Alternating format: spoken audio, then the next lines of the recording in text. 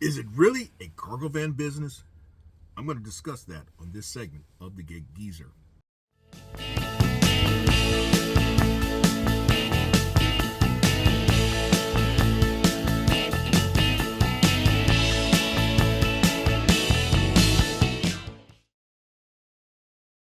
If this is your first time checking out the Gig Geezer, if you're a returning visitor of the Gig Geezer, thanks for coming by. And if you would not mind, hit that subscribe button, give my content a thumbs up, share my content among others, and I definitely welcome your comments in the section below. I said in the teaser, is it really a cargo van business? If you want my answer, no, it's not a cargo van business. What I do is not a cargo van business, and for many of you, what you do is not a cargo van business. Now, if you allow me a few minutes, I'm going to explain why I said what I said. I have been guilty of using the term cargo van business without even giving it any thought.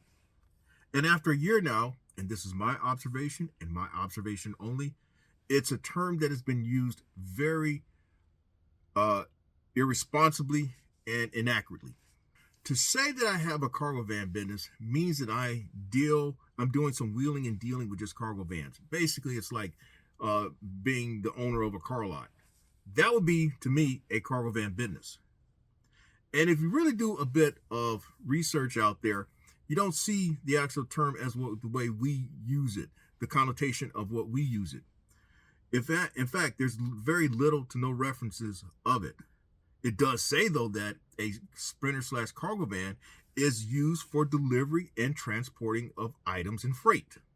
That's what many of the definitions or references that I've seen. So think about that for a moment. I have seen numerous comments or references here on the Gig Geezer channel about people inquiring what do they have to do to get into the cargo van business. I want to get into the cargo van business. What do I do? Or they'll say that they're looking to get into the cargo van business, or so on and so forth.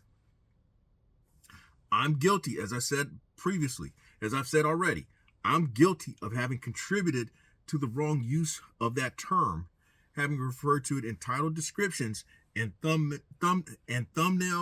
and having created content that speaks of it. So, again, I posed in the teaser, is it really a cargo van business? The answer is no. Why? Here's why. Understand this. It is what you do with your van that makes it your business. I'm going to say that again. It is what you do with your van that makes it your business.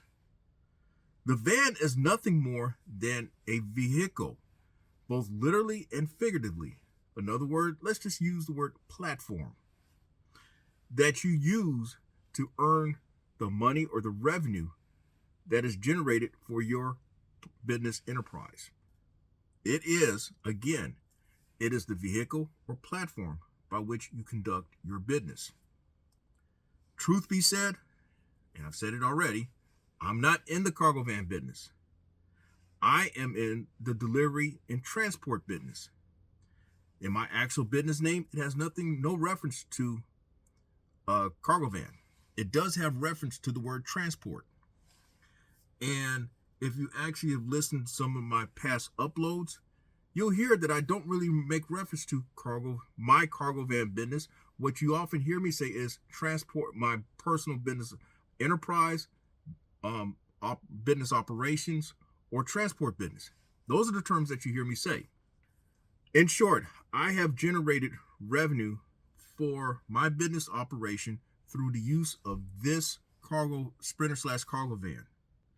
My business at this juncture is primarily delivery and transport. I use gig delivery apps, be it Gig Food or Last Mile, Gig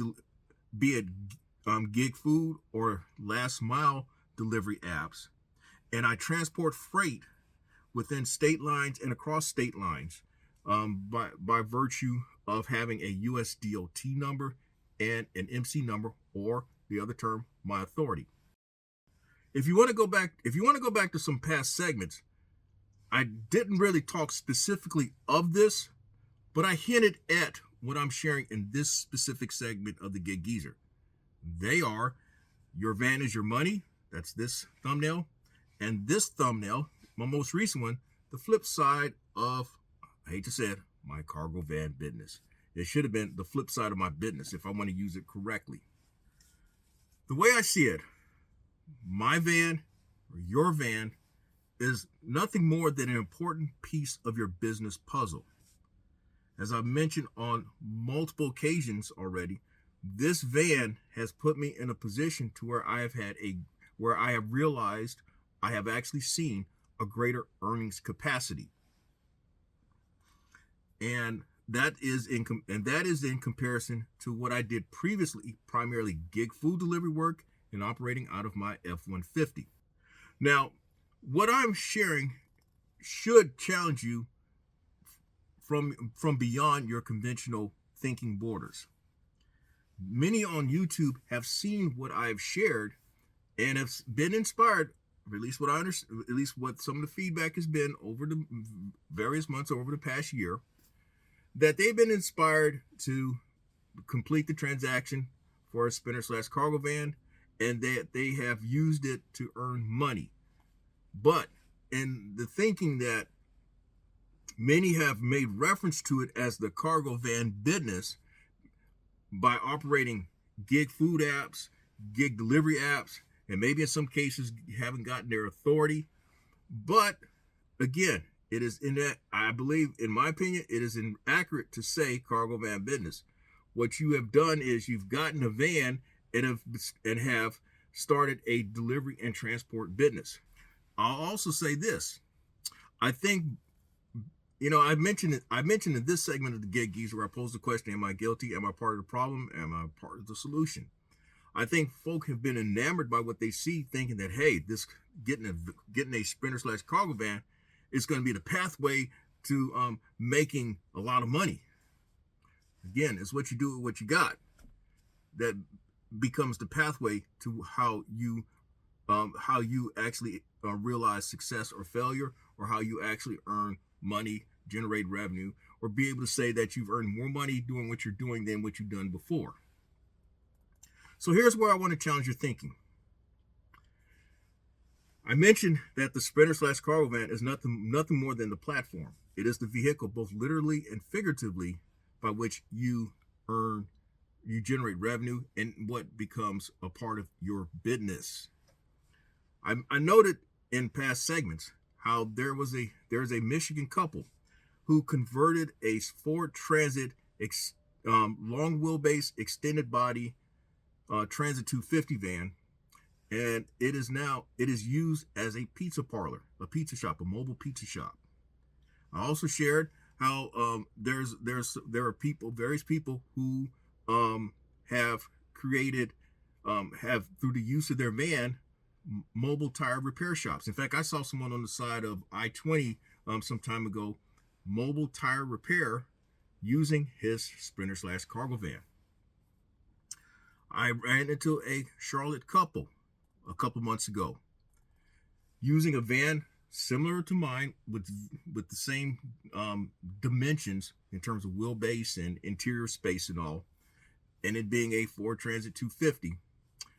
Their business is gourmet ice, but it is gourmet ice, and I saw at least a dozen people come over to their van and purchase their product. But that is their business, the gourmet ice. As I mentioned, the other guy's business with the tire repair, the mobile tire repair, is his business. The couple with the pizza parlor, the pizza shop, is their business, but the van is the vehicle by which the business is conducted, or through which the business is conducted. Another example I've seen in the Colombian market many times, mobile pet grooming business. That's right. Bowser and Fifi and Kitty, they get their claws clipped. They get their fur washed and blow dried and all in a sprinter/cargo van. But the business is pet grooming. And then recently, as I was coming back into Columbia uh, on Garner's Ferry Road, I saw a Sprinter slash cargo van that had been modified to where it was pulling a large water tank, and it was a part of their pressure washing business. So they pressure wash cars or sidewalks or driveways or parking lots or houses. The van is the platform by which they take it to other locations, but their business is the pressure washing. I hope you see where I'm going with this. Now, personally, I never looked as I made the transaction for this van almost exactly a year ago to get into the cargo van business. All I looked to do was to make the purchase of a van and to use it in such a way that it would hope that I would actually realize a greater earnings capacity. I thought that it would give me a chance to earn more money because I have um, a larger capacity of taking more items or heavier items or whatever you want, however way you want to define that, and possibly make more money in the process. Another thing, as I shared, when I put this van into service the next day, December 17, 2022, I what I did was um, I traveled up to Charlotte for multiple catering delivery opportunities. Those two opportunities earned me $346, but that entire day I earned $433. The other money earned was $75.89 through the DoorDash app, and then another $11.22 on the Uber Eats app. Interestingly, I've never shared this on a Gig Geezer segment, but the entry into the delivery transport business was not really my idea. My queen expressed an interest. My queen expressed an interest or curiosity about starting a non-medical emergency transport business for those who really needed dependable transportation for like their kidney dialysis or trips to a medical specialist or to their regular doctor. We both looked into what it would take. We both acknowledged that there was a lot of red tape, both at the state and at the federal level. And also, maybe there was money to be made, and maybe there wasn't money to be made. And interestingly, while I went ahead and formed the business name or filed for the business name, ironically, almost a year to the day, December 8, 2022. The irony is that less than 10 days later, get this van and then using the van to pick up catering orders up in Charlotte or over in Charlotte. So that's how it actually started. It wasn't really. In fact, the transport business. What we were going to do was use our personal vehicles, the Taurus, and the F-150. But then again, we realized that there was so much red tape involved that maybe it just wasn't what we wanted to do. And then we also looked into, maybe it would be good down the road to get one of those smaller vans, the Connect vans that had the passenger seats and all. But then I just wasn't sold on that idea. And my queen was very supportive of that, even though she was the one who actually came up with the initial transport idea. So the question becomes, when you say you want to get a Sprinter slash cargo van, what is it you want to do with it? That's really the question. It's not so much as you getting into the cargo van business, it's what you want to do with that van. What you do with that van is going to determine how you succeed or fail, how you're going to generate money or not. So that's only a question that you can answer. So, is what you do with what you got that makes or breaks you. And while it is good that you're looking to form a business entity by name that you file with your the state's Secretary of State, and there's this great feeling of having your own business by name and by actual um, by actual work to be done. And it's also nice that you have your own equipment rather than somebody else's equipment. One of the things that I've tried to one of the things I tried to describe in another segment was the reality of that. And that was in the video, so you want to be your own boss. Well, the one thing that I've experienced both with an insurance agency and as with this delivery transport operation, you're gonna have days in which you're out there. You left like 7:30, 8 o'clock, 8:30 in the morning, and now it's around midday, and you hadn't generated no money, and you're looking around, or you sense how things are just so slow and nothing's really materializing, and now you're asking yourself, what in the world did I get myself into? That's on you. It's on me. But you're out there and you don't have a clue how it's going to come about. But the goal is to return home that day having said that you've earned some money. Now, I know there are people who have said, some days no money, some days very little money, some days great days. But that's never been my expectation. Now, the point of this segment of the Gig Geezer is not to talk so much about myself, but I will give you an example of how this delivery transport business has experienced those moments. In fact, it happened this week. On Monday, December 4th, 2023, I scoured the load boards, nothing.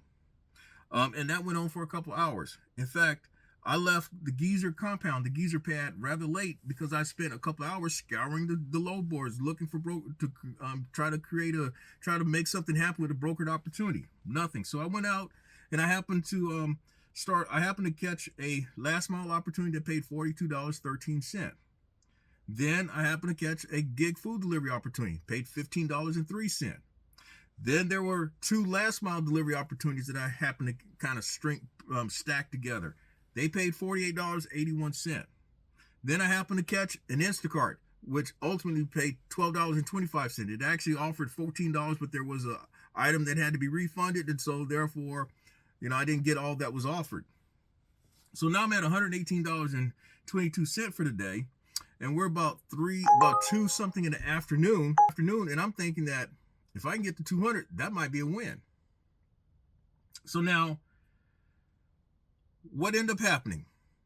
I happened to catch 2 opportunities. One was an expediting opportunity, a local expediting opportunity. I was paying $64.37.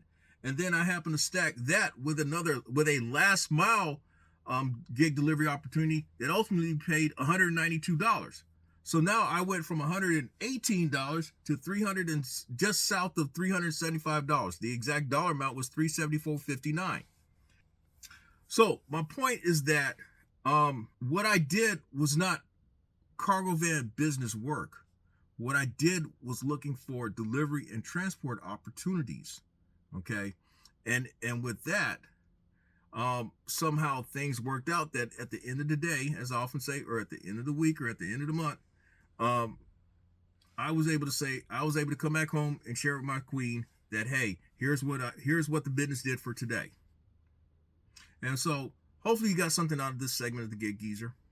If you like the content that's been provided in this segment or in any other segment of Gig Geezer, hit that subscribe button, give my content a thumbs up, share my content among others, and I definitely welcome comments in the section below. I'm Inwood Lane. As always, may your grind and may your hustle continue.